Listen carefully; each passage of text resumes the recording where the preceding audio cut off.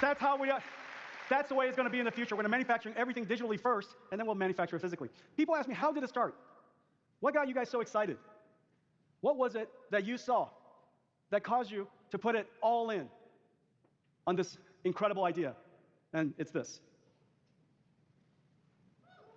Hang on a second.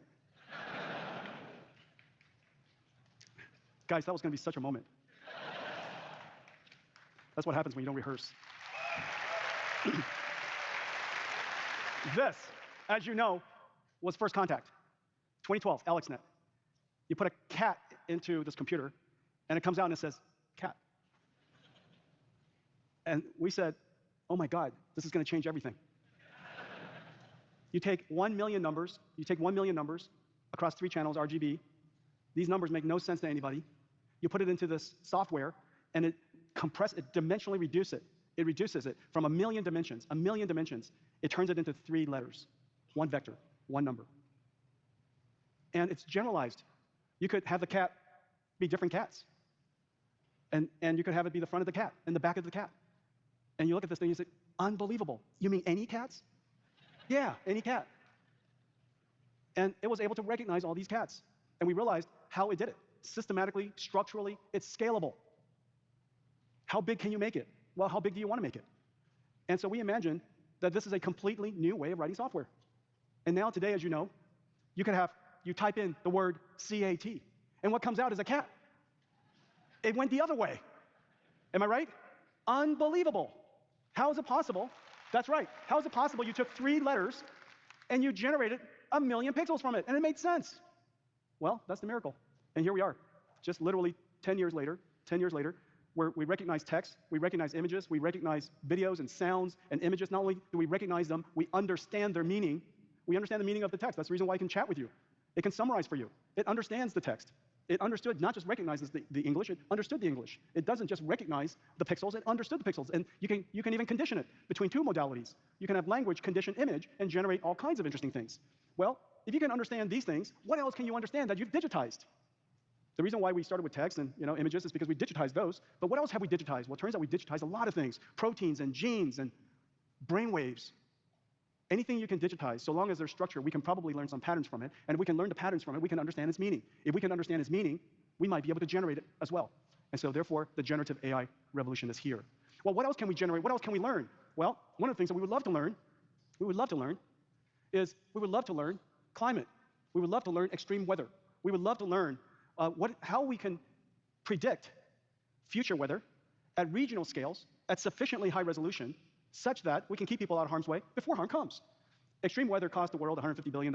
Surely more than that, it's not evenly distributed. $150 billion is concentrated in some parts of the world, and of course, to some people of the world. We need to adapt, and we need to know what's coming. And so we're creating Earth 2, a digital twin of the Earth for predicting weather, and we've made an extraordinary invention called CorrDiff, the ability to use generative AI to predict weather at extremely high resolution. Let's take a look. As the Earth's climate changes, AI-powered weather forecasting is allowing us to more accurately predict and track severe storms, like Super Typhoon Chanthu, which caused widespread damage in Taiwan and the surrounding region in 2021. Current AI forecast models can accurately predict the track of storms, but they are limited to 25-kilometer resolution, which can miss important details. Nvidia's CorrDiff is a revolutionary new generative AI model trained on high-resolution, radar-assimilated WRF weather forecasts and Era 5 reanalysis data. Using CorrDiff, extreme events like Chanthu can be super-resolved from 25-kilometer to 2-kilometer resolution, with 1,000 times the speed and 3,000 times the energy efficiency of conventional weather models. By combining the speed and accuracy of Nvidia's weather forecasting model ForecastNet and generative AI models like CorrDiff, we can explore hundreds or even thousands of kilometer-scale regional weather forecasts to provide a clear picture of the best, worst, and most likely impacts of a storm. This wealth of information can help minimize loss of life and property damage. Today, CorrDiff is optimized for Taiwan, but soon, generative supersampling will be available as part of the Nvidia Earth 2 inference service for many regions across the globe.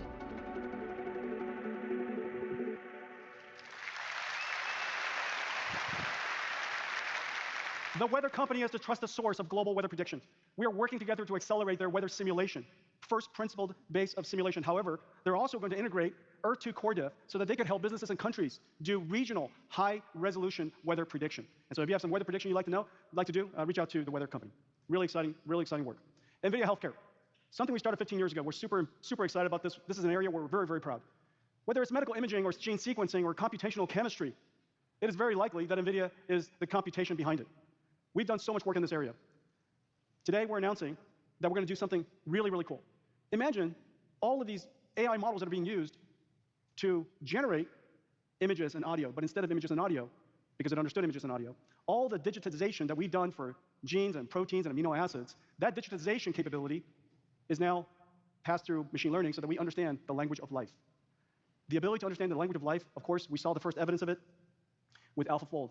This is really quite an extraordinary thing. After decades of painstaking work, the world had only digitized and reconstructed using cryo-electron microscopy or X-ray crystallography, these different techniques painstakingly reconstructed the protein, 200,000 of them. In just, what is it, less than a year or so? AlphaFold has reconstructed 200 million proteins, basically every protein, every living thing that's ever been sequenced. This is completely revolutionary. Well, those models are incredibly hard to use, incredibly hard for people to build, and so what we're going to do is we're going to build them. We're going to build them for the researchers around the world. And it won't be the only one. There'll be many other models that we create. And so let me show you what we're going to do with it. Virtual screening for